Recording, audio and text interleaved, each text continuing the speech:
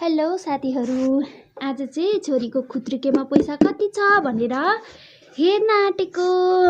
अब यसमा पैसा कति छ हेरौँ है त ल। अब म पैसा हेर्दैछु बहिनीको। बहिनी हेर है पैसा कति छ ल। अब्बो 1000 रुपियाँ निस्क्यो त नानी। हेलो 1000 रुपियाँ हो ल। यति पैसा भएछ। नहाल्न नानी त 1000 रुपियाँ त सबैभन्दा ठुलो पैसा। फेरि अनि खुत्रुकेमा हाल्यो भने के अर्थ भयो त। ल अब म बहिनीको पैसा गन्छु कति भएछ।